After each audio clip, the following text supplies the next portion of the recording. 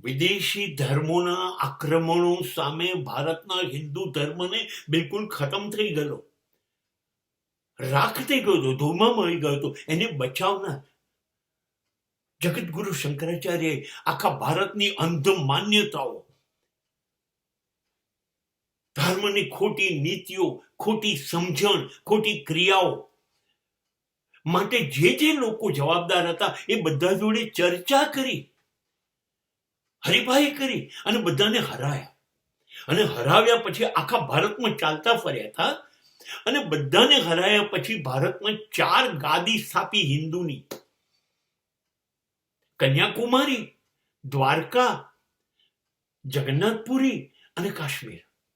4 છેડા પર ઉત્તર, દક્ષિણ, પશ્ચિમ, પૂર્વ ઉપર હિન્દુ ધર્મની ગાદીઓ મૂકી દીધી. અને એમાં એમના જેવા સશક્ત શિષ્યોને શંકરાચાર્ય તરીકે સ્થાપિત કરી દીધા. અને પછી શાસ્ત્રોની રચના કરી અને કહ્યું, આ દેશ એ અંધશ્રદ્ધા અને અંધ માન્યતાઓમાં પીડાય છે, માટે હિન્દુ ધર્મનો નાશ થયો છે. આટલું કરો અને આટલું ના કરો. આ ધર્મ છે અને આ ધર્મ નથી. અને પછી બૂમ પાડી, તમે યાદ રાખો, ધર્મ એટલે અભિમાન નહીં, ઈગો નહીં. ધર્મ એટલે અટ્રેક્શન નહીં, મોહ. આ મારું, આ તારું એ નહીં. મારી પત્ની, મારા બાળકો, મારા માતા પિતા એ નહીં. આ મારું ઘર, આ મારી ગાડી એ નહીં, એ મોહ. અરે હજી ઘર વધે, હજી જમીન વધે, હજી દાગીના, હજી સંપત્તિ વધે, એ લોભ એ નહીં. એ ધર્મ નથી. નથી અભિમાન ધર્મ, નથી મોહ, નથી લોભ ધર્મ. અને કામ, સેક્સ એ તો ધર્મ છે નહીં. સેક્સ એ ધર્મ નથી, એ જીવવા માટેની એક પ્રક્રિયા છે, જેમાં કુદરત ઈચ્છે છે કે આ પ્રમાણે સૃષ્ટિ આગળ વધે, એની એક ક્રિયા છે કામ. પણ એ જ હું નથી, એ જ હું નથી. એટલે એની પણ ના પાડી.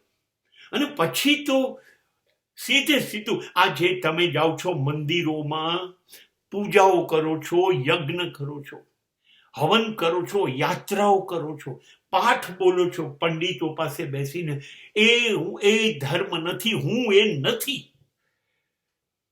ન મંત્રમ ન તંત્રમ ન યોગમ, આમાંનું કશું હું નથી. કોઈ ધાર્મિક ક્રિયા હું નથી. અને જો તમે એવું ઈચ્છતા હોય કે તમે મુક્તિ કે મોક્ષની વાત કરો છો, નહીં. હું ધર્મ એટલે મોક્ષ પણ નથી. આ બધું હું નથી. કેમ?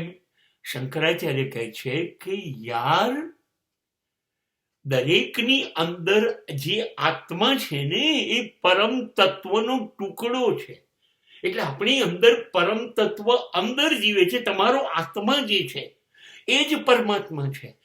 માટે તમારો જે જીવ છે એ શિવ છે. હવે બહારનું શું કરવાનું છે? હું રહું છું તો અંદર, હું જ પરમાત્મા છું. એટલે આપણને એને શીખવાડી દીધું, અહમ બ્રહ્માસ્મિ કે અહમ શિવોહમ.